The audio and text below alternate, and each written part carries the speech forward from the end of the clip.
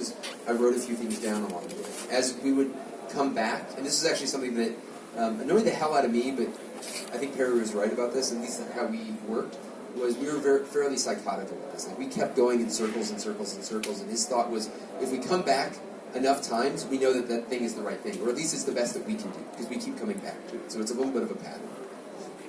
It's a little psychotic, but it worked for us. I think the other thing is somewhat related to focus.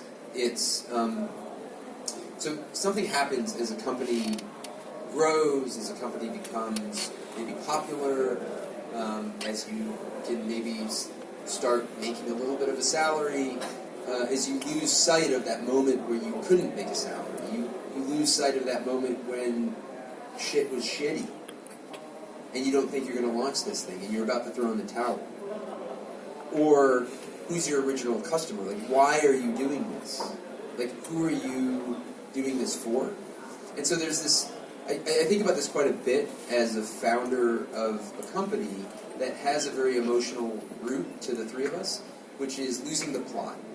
And I think this ultimately goes back to the B Corp thing, which was, like, we wish we could have done that from day one, because that's what we cared about. And so, and that was our way of kind of retaining the plot. And I imagine, like, you know, I hope and I expect that Kickstarter is going to outlive Perry, Yancey, and myself. And so once it does outlive Perry, Yancey, and myself, who's going to uphold those ideals? And so I think the importance for us in terms of documenting those benefits to the corporation is about maintaining those ideals over time, and so the plot hopefully can't get lost. So ensuring that, so that's 2 points: focus and don't lose the plot.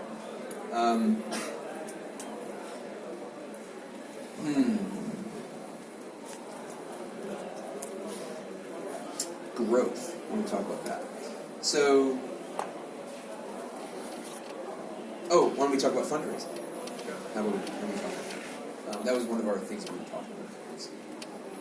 So I think everything is a design decision, right? And that's not as a designer thinking about typography or color palette or any of that stuff. It's about taking an input and having it out, right? So as a startup, one of the potential inputs, is venture funding. And you have to recognize that when you take on venture capital, there's 2 things to think about. One, you're letting somebody into your home, right, forever. It's a relationship until they exit. And so you have to, like, do I get along with this person? Do we have a similar worldview, or do we have a different worldview, but the relationship is respectable, right? The sort of opposing worldviews actually propels us forward in a good way. Like, that's another strategy. It's not just about the money. And what comes with that money is a loss of control at some capacity. Depends on how you negotiate.